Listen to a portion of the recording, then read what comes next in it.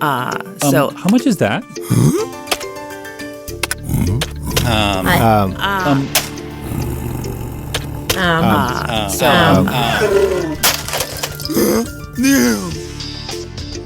Welcome to the Podcast Editors Mastermind, 3-person edition. We actually have 3 of our Yetis with us tonight. Carrie was not able to join us, but we have 3 of us, and we started early. So if you're wondering what's going on, this is what happens when we start early. So, well, my clock actually says we're right on time. Oh, okay. Right now. This is what happens when we start barely on time for Jennifer's clock.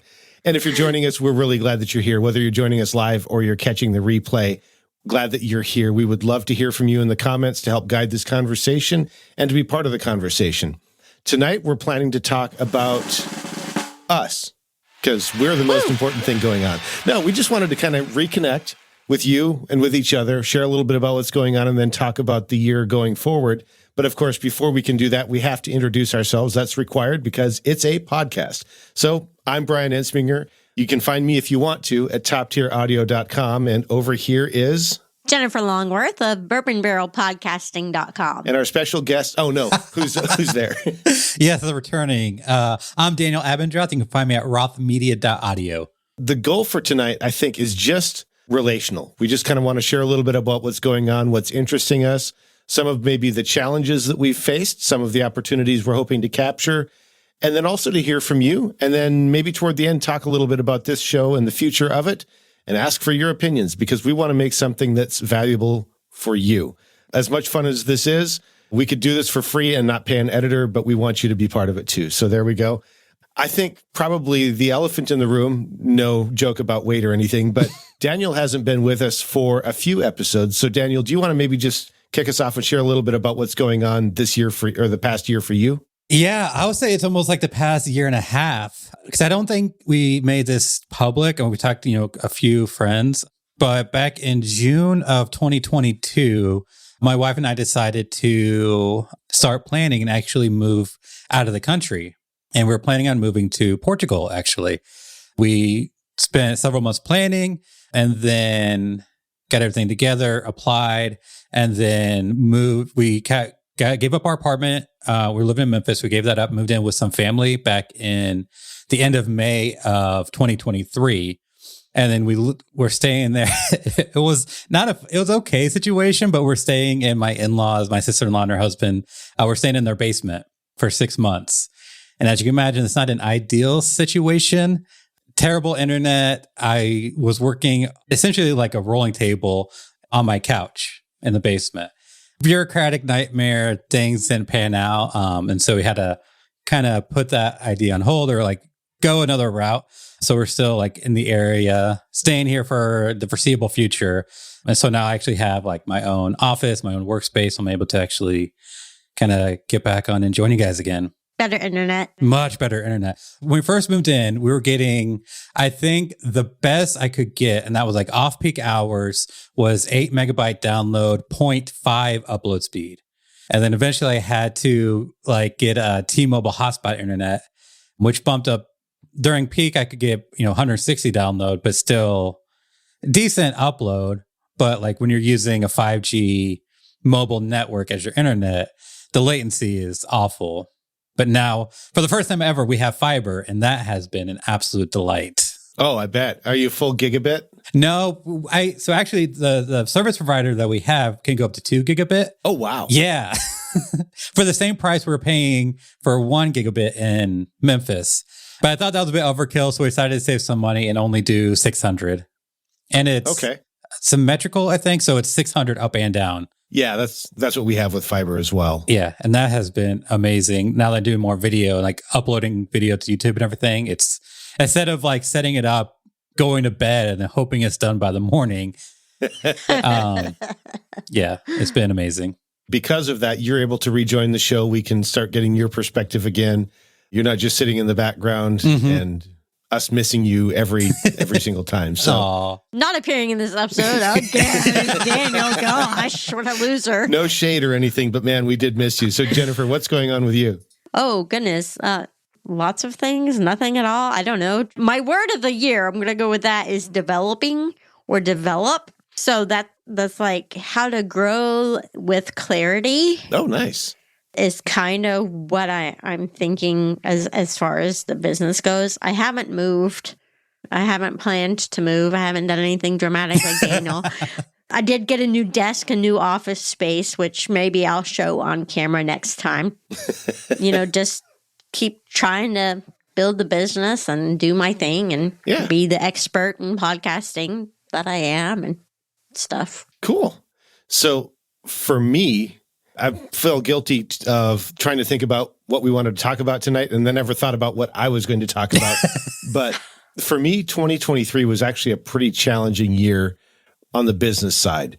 So I entered the year with, I think, 9 active shows and 1 show that was on pause. And I exited the year with 3 shows.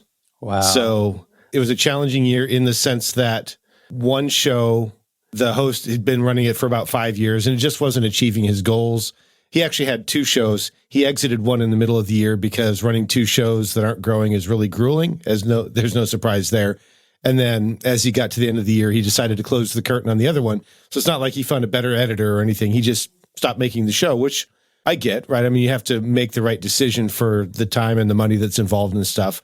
A couple of shows were subcontracted, and the production company was a very small operation, and the person that owns that company decided to cease operations for the production company. So I lost actually 3 shows through that. And then I've got 1 or 2 others that have just kind of reached the end of their life cycle. And so I'm entering 2024 actually at a pretty, not where I wanted to be. So financially last year from the business was not stellar, as you might imagine. But then going into this year, I've spent a lot of time going, okay, what expenses should I rationalize? I've essentially had to let all of the, actually, no, not even essentially, all of the contractors I was working with, I've had to let them go. I've had to release them. Thankfully, they were working on the shows that are not anymore. So it's not like I was saying, hey, I've lost some business, so I'm taking your show back. It's like, I lost your show. But at the same time, it's not a fun conversation to have with somebody go, hey, sorry. But at the same time, I have to recognize that this is kind of the cycle that businesses have to go through, especially when the person leading the business is not great at marketing. That's me. So entering 2024 going, okay, how much do I want to build this back up and how do I want to build it back up? And part of the reason for that is because as I enter 2024, I think that I'm going to see a little bit more travel requirement for my day job. And when I travel, especially internationally, that makes it a lot more difficult to keep the editing going up. And what I don't want to be doing is every 6 weeks, hey, I've got a week's trip here, I've got a 2-day trip there, having to notify all the clients. And then in the middle of all that, I'd actually like to take a family vacation too. At some point, you reach the level of ridiculousness where you don't want to do that to your clients. So I'm trying to juggle that, not really knowing yet what the future holds. But that's kind of how I exited 2023. So I don't know. I'll kind of throw it back to the 2 of you. What else do you want to talk about? Well, that just kind of reminds me of my ebb and flow of 2023. So this time last year, what's your goal for the year? I'm 10 paying clients per month. Yay. And at one point in time in 2023, I hit that. Nice. I did not end with that. Because the one girl still hasn't paid me. The one girl, I don't know what happened. The one guy was just hey, I'm just going to try this out and see what happens. The other person, all the things. And just like any business that ebbs and it flows. And I think I ended with 5 or 6. Okay. So, but I'm going into 2024 with closer to 10 because I have all these launch people waiting in the wings and somebody who's relaunching. And I hate launches, I'm remembering. But I'm oh yeah, I really don't like this. Yeah, so speaking of launches, that does remind me of a conversation, and I don't want to share the details, but we did have a private conversation. One of the things you did was actually kind of review your launch rates. They didn't go for it, by the way. They did not go for it. That's another thing I'm thinking through is my pricing. I'm at this place where right now, on paper, I have excess capacity. But do I want to reduce my price to fill that capacity and then not be able to grow because my capacity is filled at a lower rate? So I'm still trying to figure that one out. Do either of you have any perspective on that? Because I would love to hear if you do. I would hesitate to lower your rates just because you have capacity. Because like you said, you can be filling your time with lower paying clients at a time when you're going to have less overall capacity as you travel more for your work, for your day job.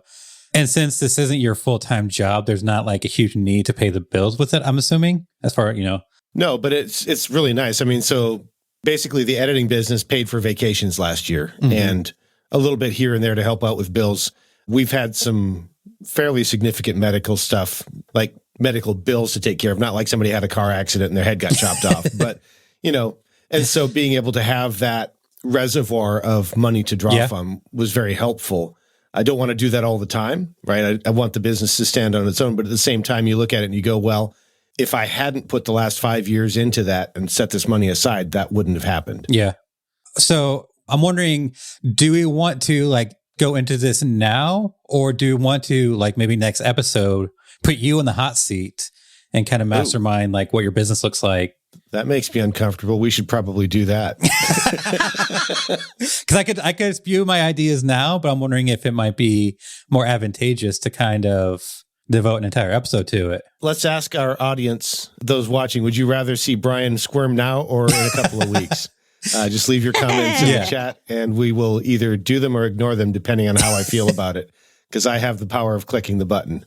Because I think like my overall thought is this could be a great opportunity to think about what your business model and practice was at your peak, what your like bottlenecks were, like what your pain points were then. And now that you don't have, at a lower capacity, when you build back up, build in such a way to address those before you're capped out. Yeah. Okay. Well, since nobody's commented, why don't we leave that to next time? And you'll have to remind me because I'll probably try to get out of it because that's how I roll. For those that are watching or listening, it is uncomfortable to share this stuff publicly, but at the same time, it's good for us. What I've found is that dragging things out of the darkness into the light makes it easier to name it and recognize what's going on and then go, okay, now how am I going to address this? If you just keep thinking you're the only one, you end up stuck, and maybe other people around you are too. So I'll hope for the best. Yeah. Because you never know who is going through the same thing you are and needs, to see you kind of help them. And you don't know who's gone through it before and can tell you what they did or give you advice based on their experience.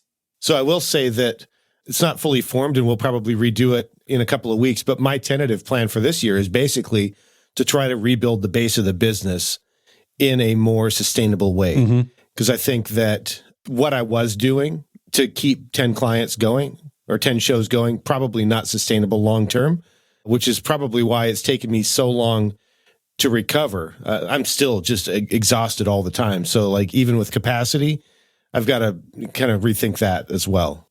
Was 10 your capacity, you think? Probably. I think I might have been able to stretch to 12 depending on the thing. But one of the things I've started to discover is that it's not intended to be bragging, but once a client discovers what you can do in post, they don't always focus as much on capturing a great recording or a great performance, if that makes sense. Yeah, that makes sense. And so I've had a couple of clients whose shows are the same length, but now take longer to edit than they used to. And part of that's because I don't do a ton of double speed editing anymore, which I used to do a lot.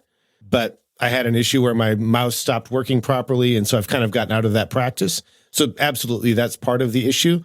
But the other part is, this is not scientific, I feel like they've become worse speakers in some cases. Not all of them. Some of them are stellar, just, incredible. But if you get, and in fact, I've got one show, and I don't want to like throw anybody under the bus, but it's a co-hosted show, and they're better when they have a guest because they don't talk over each other as much and treat it like a conversation. So if I ever get one that's just 2 tracks, I know it's going to be a 5+ hour edit for a 1 hour show. Right. And so I've got to kind of work through how I want to approach that. And there a show that stayed with you though? Maybe. Yeah. Yeah. Similar. Like I have a client who tried to like do less kind of like after, like, so like she'll record her episode and then she'll like, oh, I thought of this, I want to add to it, blah, blah, blah. And for a while she was like trying to do less in post, but now she's just kind of like accepted that that's her kind of creative process, record it, listen to it, realize there's more she wanted to say, record, insert, take stuff out, blah, blah, blah. But that has added obviously more time on mine because I have to be the one to edit whenever she wants a new insert. But I don't have any kind of system in place to charge for that. And so that's something I'm going to have to address. Yeah. Because it's never been an issue before. And like one or two like add-ins or whatever, like no problem. But when it's like a week-long process of back and forth, it's like... So if I play back what I think I'm hearing, you complete an edit and you send it to her, and then you get a series of revision requests? Yeah, so she might record like a 2-minute thing that she wants added in at some point, or like, a couple-minute clip that she wants thrown in somewhere. And she doesn't know what that is until after you've delivered the first cut? Sometimes she, like, as she's recording, she'll realize it, and then she'll record it afterwards. And I'll get it ahead of time. Okay. Did she at least give you timestamps? Well, we've actually got into a process of using Descript together. Oh, okay. So I do my edit, and then she goes into Descript and does like any kind of big edits that she wants, rather than send me timestamps and that back and forth headache. And so with these inserts, I will essentially just tack them on at the end of the audio, put it up into Descript, and then she'll just copy and paste it wherever she wants it. Then I go back in and kind of fix her edits, because obviously, the script doesn't do spacing right. And so I just kind of tweak that and then send it back to her for review. So that's made it a lot easier. It sounds like you need a rate for a collaborative edit. Yep. Because that is very much different than getting the raw audio with a set of, I want this cut, this cut, this cut. Mm-hmm. And then you do your thing and you send it back. And the only revision request would be if you made a mistake. And I guess to that end, Mike says rework request forms will help document it. But if the description cat is out of the bag, I guess that's Descript. That means Descript. Yeah. The client knowing your processes, that can be a challenge. Yeah. Although I would say that, for the kind of editing that Carrie does as well, having that back and forth collaborative process is pretty important. Mm-hmm. Doing those kind of scripted things. I think the way you're doing it is probably the best you can for right now. Yeah. Because before, like, I was kind of thinking I didn't want her to know the process, so I was just like trying to like do everything myself. But when you have a bunch of different inserts and whatnot, mistakes happen, things get delayed, and it becomes a huge headache. And collaborating in Descript has actually saved me a ton of time and headache. I'm glad that's working for you for sure. Mm-hmm. At some point, talk about like my mindset around like the fear I have of approaching a higher rate for this kind of work. Yeah, let's do that. Because I think like, I don't know, and kind of maybe like go into, I guess like, what's my past right now since we started. Because like my wife and I have been we've been in transition for several years now. Because like in 2020, wanted to buy a house near family, but like that time the market was just not conducive. And then we had like plans to like live an RV life, but that didn't work out. And like Portugal. So it's just like, we've had like a lot of plans that haven't panned out. And so for the past, 4-ish years, like mentally, we've just like been in transition in some way, shape or form. And now for the first time in several years, we're actually settled. We have like our own house. We have like space. We're kind of like can put down roots almost and kind of like release that mental hang up as far as like what the next step in our lives are. Cause we know what the next step is. And so like business wise, I hesitate to say this, but coasting, like I haven't let my, client work. Like I still take care of my clients, but as far as like going the extra, growing the business, working on the business has just been on the back burner. Now that like I'm putting more focus in growth and kind of more like on the business, a lot of like the fears that I had addressed, a couple years ago around pricing have kind of crept back in, like as I've been less focused on it. Yeah, I mean, that's tough. Mm-hmm. I would kind of like to go back for just a second to the collaborative sure. thing. Because you mentioned there's a little bit of head junk going on with that, I think, on your side, like fear of raising the rates, that kind of thing. That's something that I struggle with too. And I think I have a tendency to prejudge what my clients are willing and capable of paying for something. I think the challenge around that is because it's really difficult to place a value on my time. I mean, I can say my time is worth X number of dollars per hour or whatever, but like, what about the value for them? I think, and I'm probably channeling my inner Jesse McEwen a little bit right now. Hopefully that's something, but I think if I was to talk to a business coach or somebody like Jesse, who's got some experience working with the sort of the corporate clients, the problem might be that I'm trying to grow a business that an indie client can't necessarily afford. So it's not that what I'm trying to do isn't worth what I would like to charge for it. It's that the client that I would be targeting that may still want that service literally does not have the budget. That would be like if I walked in the door to buy a Bugatti.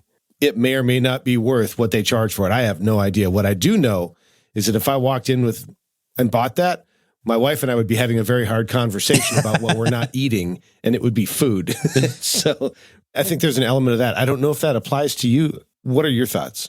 Are you saying that like maybe this is a client just can't afford my work? Yeah, basically. Like, I don't know who the client is, but let's just make up a number. Let's say a normal edit for you is $2.25 per episode. And to do this kind of collaborative effort, it would be $375, right? I don't know if the client could afford that or not. The part of the hang up comes in because like we recently just had a conversation. So like there have been issues in our workflow where she gets it done late. And so like we're working until the last minute trying to get it done. Oh. Which like is an issue. But she's like, we've addressed it. And like the plan is doing better. But like in that conversation, she mentioned like her industry has been suffering. People in like in the same spot that she is. Like a lot of her colleagues have kind of shuttered their business and moved on. And she feels fortunate to be able just to turn a profit last year. If I were to prejudge, like I am hesitant that she would be reluctant for an increased rate considering how last year went and like some issues in the future. And if the client, like she's my oldest client, like I've been with her since the very beginning. And it's not like she's paying the rate back then, like she's on par with my other clients. And because of her, like word of mouth, she's led to almost through one way or another, the majority of my client base. Right. So there's a lot of factors in the reason why I don't want to do it or like the justification of me avoiding the conversation. So I would like to kind of hit a couple of Mike's comments. He did have one suggestion, being thankful for the collaboration, but then saying, you know, hey, this took me an extra amount of time. Can we add a certain amount to the bill for this period? Obviously, you're going to have to address the issue that hasn't been done previously. So this would be, but yeah, I mean, that could happen. And then he also just mentioned something about being taken advantage of. And I think this is something that I've had to do with one of my clients, not because he couldn't afford it, but because when we started talking about the value, one of my questions to him was, is the show meeting your needs? Is it meeting your goals? Right. And this might be one where she's thankful, but maybe you can float it and just say, hey, you know, I appreciate being able to do this. I need to charge more. But before we start pulling the trigger on that and going to this collaborative edit with the appropriate pricing, I just need to ask you, like you mentioned, this has been a tough year. Is the show still meeting your needs? Is it still helping you grow your business? How are you seeing value from the show? Because then that helps you not only understand where she truly is, but also helps her highlight whether or not having you work on the show and whether or not the show itself is truly advantageous for her business. Hopefully it is, but then that's more solidified in her mind. I don't know. I'm going to back off because Jennifer's smiling. Well, I'm just thinking that almost sets you up to talk someone out of doing a show. It could. If it's not. But if she can't afford the show, is that a bad thing? Yeah, I mean, Mike's comment, just have regular status meetings. I don't know. Daniel, you were going to talk, so I'm going to back off. I don't want to like hijack this episode on my thing. I do love this conversation. Too late. I think like maybe this could be, you know, an episode a month from now. But I do want to like, I think this is fantastic. So yeah, there is fear like I'm going to talk them out of being a client. Yeah. I think with her, it would be different because like she's mentioned in the past that the podcast is her biggest lead generation. And like, that's where she gets most of her business from is because of her podcast. So I think this could be a great way to highlight the value of her show and then being like, how much is that worth to you? Ha ha ha. Because my time is valuable. I don't think she would see it that way. Yeah. I won't act all maniacal like that. But then Mike has a best point. The best way to address this is often having a regular status meeting to address what Bryan is talking about. And I think that's absolutely true. And that's where I've dropped the ball over like this past year and a half of falling out of the habit of having these regular meetings like we used to, where we could talk about how good your show is doing, the value of the show. Whereas like if I were to do it now, it's just like, hey, your show's great. I want more money. So I think moving forward, I think like getting back into the habit of having these meetings, the status meetings, and then going from there as far as like raising the rates. Yeah. So what about this year? Jennifer, you mentioned a little bit about your plans for this year are to grow it to 50 clients or something. What were you talking about? No, I've gone back and around on this. And then I had to I joined a BNI networking group this year and I had to articulate this to 8 different people in a row, what my goal for my business this year is. I was like, after I said it 8 times, I'm like, maybe I need to rethink this. Okay. Like, it's the same as last year. No, wait, hold on. I need to stretch a little bit. And it was like, no, I need 10 weekly clients, not just 10 clients a month. So, so if you're a weekly client, if you're a bi-weekly client, well, how many shows I can work on 10 shows per week is what this delusion in my head is telling me. Okay. And I think I have 10 monthly on the waiting in the wings right now, but that won't keep me 10 per week. No. And I just got to make sure they're not that, because like half of them are weekly and half of them are every other week. And the every other week people are just not all allowed to be on the same week. Right. So do you do anything with your delivery timeline where if they produce less than once a week, you expect a longer time horizon between when they deliver files and when you deliver the results? I never say anything about that. I don't have any once a month people anymore because I worked on things at the last minute and everybody knows it. And she fired me because she said I needed it on Sunday, so I'd get it to her on Sunday. But what she really meant was that she needed it back by Friday so she could write the show notes so she could release it on Sunday. Oh, but that's not what she told different. Me. That's totally different. So then she fired me, and I was like, you know what? That's fine. Oh, I'm sorry to hear that. Don't let the door hit you on the way out. That's how I feel about most people who fire me. They're lost. There's a few that make me very sad. And I'm like, oh no, I hate to see you go. But for me, when I think about this current year, I'm just trying to walk the tightrope of expanded job responsibilities in my day job, more travel, and then trying to build the business back up from where it is currently, because there's some room to grow. And in doing that, I really need to think about how to do it right, because I think probably all of my clients are currently underpaying. And it's my fault for the pricing that I've given them, but I've got to think like, how can I bridge the path to that? When I look at the most recent editor survey, I've only got one client that's close to the appropriate pricing for where that average would fit. Typically, none of mine are. None of mine are anywhere close. Okay. So I'm not the only one? No. What is it? I don't think I looked at that this year. Was it 147 or was that another year? I think it was more like 175 for a 1 hour. Okay, I'm way behind. And basic treatment, basic noise reduction, that kind of thing. See, most of mine aren't 60 minutes. Most of mine are 30-minute shows. So, Steve, I hope you ask how much you charge for a 30-minute show, because then I will actually give you a better answer, more accurate answer. Daniel, how about you? Plans for this year? Like I was saying, like I've been kind of not putting enough attention, like not as much attention on my business. Like the focus this year is going to be putting more focus on the business. I'm very fortunate that I can't remember losing a client last year. We netted like 2 clients over the year. So like financially, like last year was our biggest year ever. Cool. Which is surprising that, because hearing my client talk about like her industry, which is my niche, that we were able to do that when we weren't putting so much focus on the business.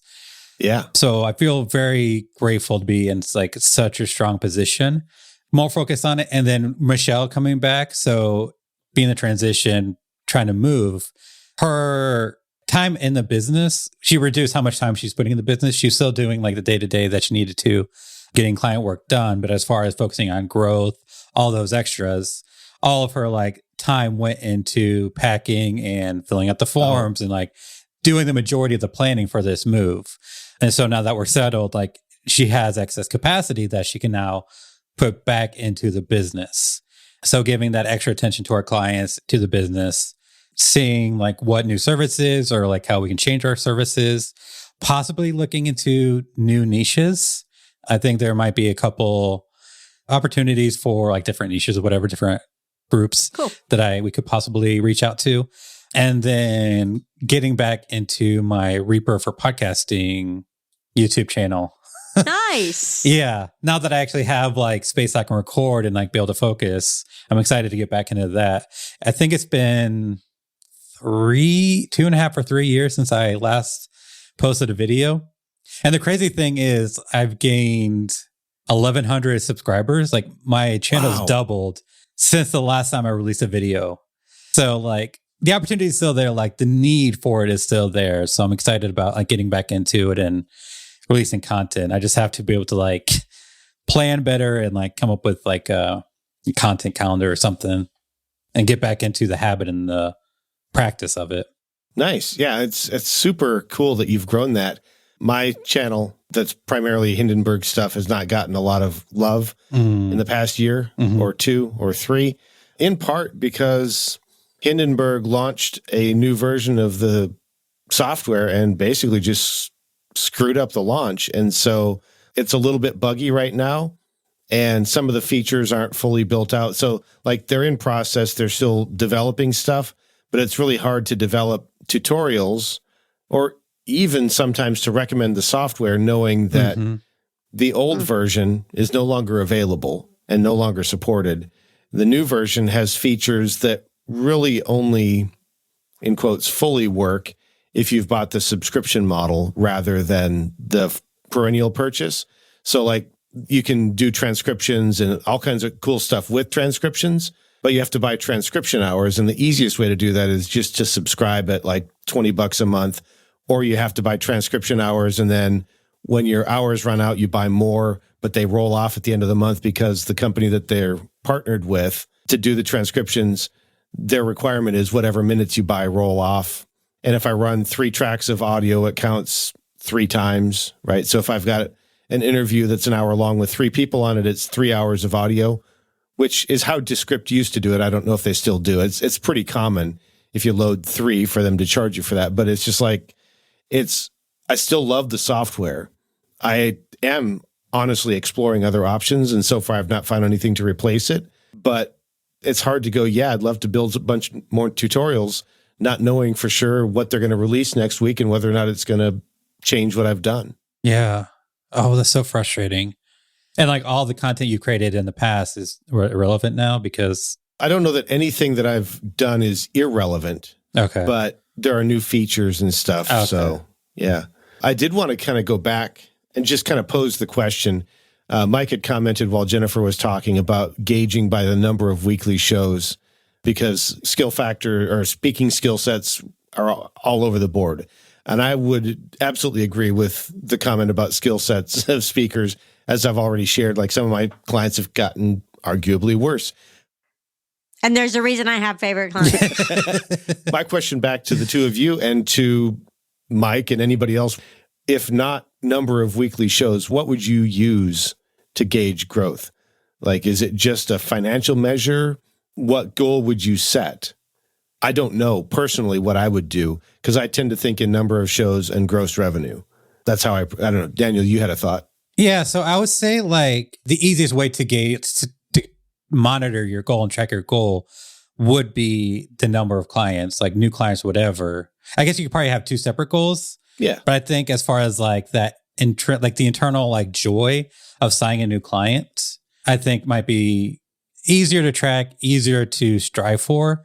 But not get too caught up in like the number of shows and lose sight of the financial aspect of it. This kind of thing is one of the things that in terms of goal setting, I've struggled with for over a decade because there's one camp that says only set goals based on outcomes. If you can't measure the thing, whether it's gross revenue or whatever, it doesn't matter. And there's another camp that says, well, there's a part of that that's outside your control. So you should make a goal of the habits that are required to get there. The challenge that I have with that is I can make a goal of marketing my business by posting on Facebook every day. I'm just making something up. And I can track against that and I can develop that habit. But if my posts are garbage or don't speak to the audience I have, I'm still not going to achieve the goal of increasing my business. So I'm always interested in how other people are setting their goals, what metrics they're using, if they're even tracking them. I would say like my goals have always been based on gross yearly revenue, which like there is like a mixed bag because like, yeah, I could have higher gross revenue, but if my expenses go up a lot, then like my net it can be worse. I've had that happen one time. Me too. But then you could always have like smaller goals. Like, okay, your goal is to reach X dollars gross revenue in a year. But then like the sub goals could be like, marketing, posting social media or something. But instead of like, maybe you could have if like what you're struggling with. So like if you are, because like right now I'm not posting anything to social media. So like my goal could be consistently post like so many times a week. And that could be my goal. And then like once I get that down, my goal could be based on engagement. So now that I'm consistent, I need to make engaging content, which will then kind of turn into business. If that makes sense. Yeah. Andrea had an interesting answer. I love that one. Measuring based on profit versus time and energy. Last year was most profitable, but almost died energetically.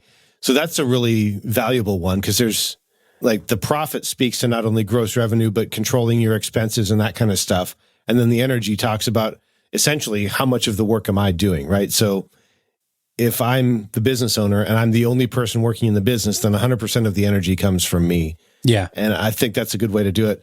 I'd be interested in knowing more about how you're tracking it, but I don't want to make you spill the beans if you don't want to. That's certainly cool.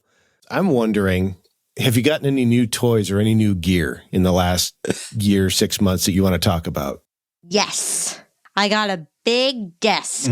So over the past few Podcast Editor Masterminds, I recorded from my living room, sitting kind of on the floor with my coffee table, holding my microphone.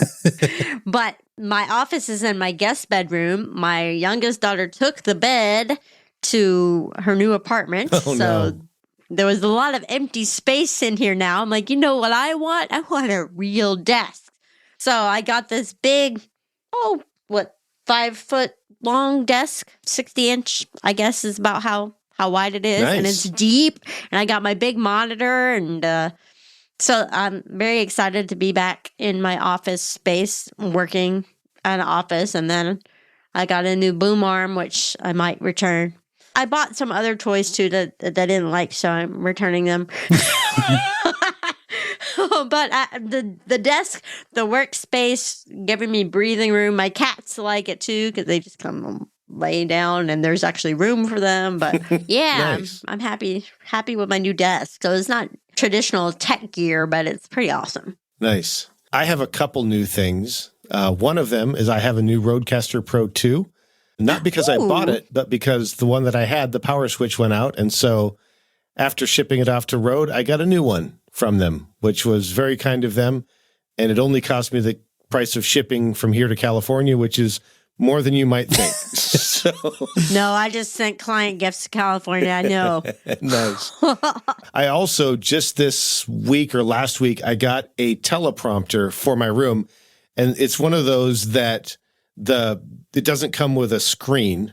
So it's one of those beam splitter mirrors that's at a 45-degree angle. You put your webcam behind it or whatever other camera you have. And so I have a webcam. That's what it is.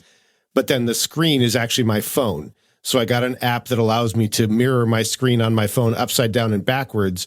So I can look at you, and you're very small, and I can't read any of the words, but I can look at you. I feel pretty good about that.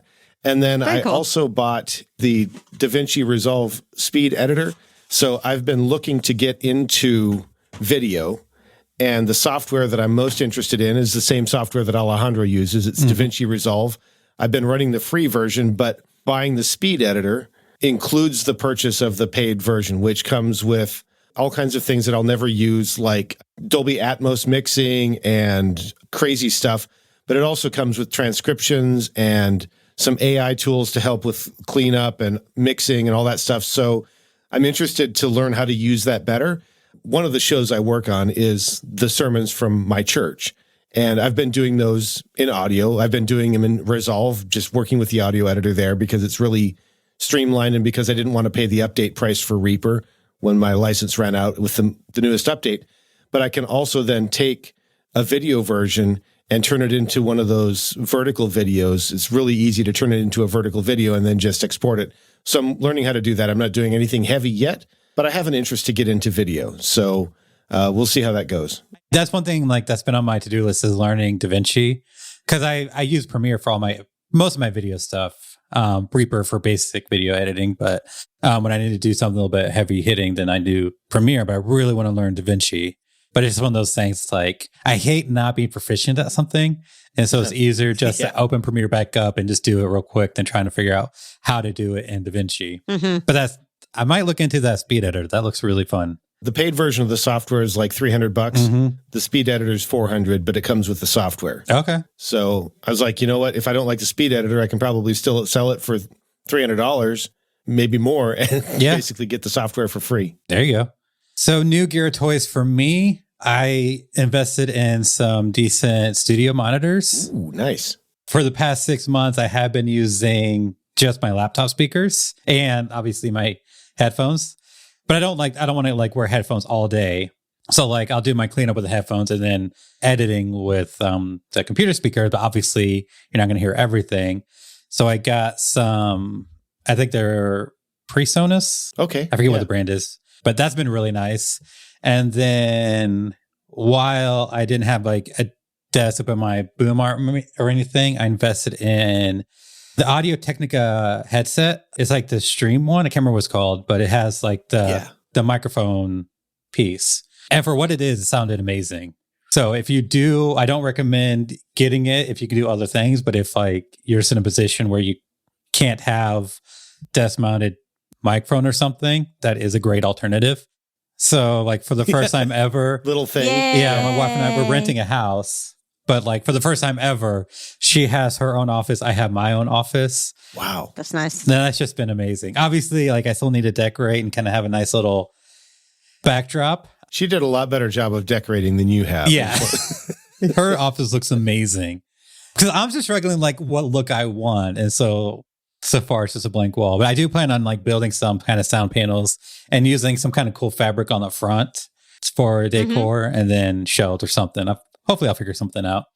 And then the last thing is kind of silly, but it's been so far incredible. A new cylinder, a hydraulic cylinder for my chair. Oh. So I have a really nice Serta office chair, but it's never been tall enough for my desks. And just over the years, it's just kind of gotten lower and lower. And working, so since May till December of last year, well, some parts I was working at it is for mostly I was on a couch with on a rolling table, had my computer and monitor. So essentially I was using my keyboard on my lap and then the mouse on the couch. And so just that angle is just really bad posture. And so my elbow, I got some pain in my elbow, a little bit in my wrist. And then I finally got a desk again. But because my chair sat low, it was an inch or two lower than the desk. So even still, my arm was at an upward angle. So instead of being down, now it's up, which is better, but still not ideal because it's supposed to be, a 90-degree angle. So I spent $12 on a new cylinder and replaced the cylinder in my chair. So now I can actually sit up at a proper angle. And that's been amazing. Very nice. For my own physical health. There's one really important question that we wanted to ask you as the audience that I haven't gotten to yet. We want to know what you would like from us and from the show in 2024. Over the last year, we've done some guest stuff. We've done some panels with just the three of us. We ran a series where we talked about getting the first client. We're interested in knowing what kinds of challenges or things that you're facing. We just would like to know, how can we serve you better? I mean, we're not going to do the work for you because we're not that nice. But with this show, what can we do to make this show better for you? So if you're watching live, you can certainly add a comment in the chat. You can email us. It's at podcasteditorsmastermind.com. Or if you're not sure how many M's go in the word you can go to info@podcasteditorsmastermind.com. They go to the same place because of the power of Google. But we really want to hear from you, because what we don't want to do is just make a show that scratches our itch and leaves you hanging. We want to make sure that we're making something from you. I'll stop and let the two of you chime in. Do either of you have any thoughts for the year? Because I'm basically drawing a blank. I pushed to the end of the year, and I'm now looking for more input. So it's difficult for me to say because I have been absent for so long. I think we could do with better promotion. Case in point, today, I think we mentioned it earlier this week, but we didn't do a whole lot of like promotion or anything. And just kind of overall effort, not making Bryan take everything on anymore, I think might be a good step. It'll be a smart step because these other people are good at things. And also, we had talked about like a community kind of group, private community kind of thing, but just kind of maybe have more focus on going beyond the show into like building some kind of community or community focused thing. Not sure exactly what all that looks like, but something like that. Okay. So are you guys ready for the Poddex question of the day? We are ready. Before we get into this, if you're watching and you have feedback, it's not too late. You can still drop it in the chat or email us. So I have switched to only having 4 Poddex cards because everybody picked the number 3. Always picks 3. So Daniel, it's been a minute. Do you want 1 through 4? 3. No. Let's do number 1. Number 1. What book belongs on everyone's bookshelf? 1984. You know, I never finished that book. I've read it multiple times. I tried to read it and I just got halfway through and stopped. It's good, for a dystopian, but yeah, I don't have a good one yet. The one that popped into my head that I still need to finish, Profit First. I've read like half of it. I've implemented about half of it. What I know about it, like, has been incredible for my business. I think once I actually like implement it fully, it'll be huge for me. Also, Relay Financial, it's like relayfi.com is a business bank. They do follow the Profit First. Whenever you create an account with them or like, sign up, you can like signify that you want to follow Profit First and they'll set up all the accounts from the beginning. Nice. Yeah. I use Novo. I had to set it up myself, but yeah. Mm-hmm. Like, it's not hard to set up yourself, but it's just kind of nice during the sign up process being like, yeah, Profit First this, and boom, there's all my accounts. Nice. Nice. The book that I would think, and this is going to show my age and make me seem like a jerk, but it's the dictionary. Wow. Although I will say that you could also use the power of Google by simply just typing a word into your browser window, and it'll probably take you to the definition and correct the spelling for you. But man, I know I'm seeming like a jerk, but that's the book I had, the dictionary. Also, I don't have one. I use the power of Google, so there's that. Mm. So I carry it around in this little computer in my pocket. Yeah. That tells me everything I need to know. I have a similar computer in my pocket and may not be on my shelf, but that is a good one. Andrea also says she misses dictionaries. Hey, I got one person that doesn't hate me. Everybody else might be throwing tomatoes at me, but we're good. I think it's great. It's just practicality. Like, autocorrect is so prolific nowadays. Yeah. Or at least it should be. I've become dependent on it regardless of how accurate it can be. Because sometimes the suggestions are not close to what I'm trying to say. I like the way we think of books now as like websites that we can go to do bookish things. And I'm not saying that to be snarky. I actually do that. So we've talked about potentially bringing on guests this year. We don't have any definite plans. I'll tell you that this episode is as far as we've gotten into planning this year's content. But if you want to be a guest on the show, Daniel, do you remember how people can do that? Yes, I do. Awesome. Podcast Editors Mastermind.com/be a guest. Fill out the form. And eventually, hopefully, we'll get back to you. Nice. And this goes for anybody who, if you're an expert and you want to share some solid information, or if you're an expert and you need help, because you might think of us as experts, but we still struggle with a lot of things.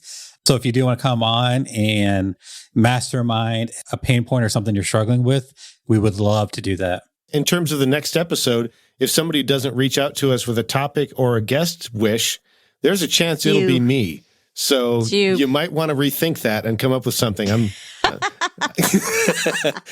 us a message probably in like 2 weeks when it's too late to switch topics. Yeah, or tomorrow. Nope. But anyway, we'll call it to a close here before I embarrass myself more. I've been Bryan Entzminger. If you want to, you can find me at toptieraudio.com. And over here is Daniel Abendroth, and you can find me at rothmedia.audio. And I'm Jennifer Longworth with bourbonbarrelpodcasting.com. Unable to join us tonight is Carrie You can find her at carrie.land. It's Carrie Land. It's a scary place to be, but she's a wonderful person, so you should go check her out. We hope to have her back soon whenever it works out. If you joined us live, thanks for being here. If you listen later, thanks for putting up with us. Bye.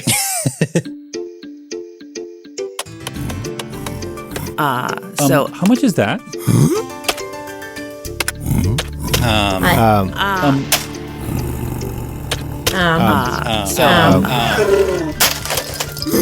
So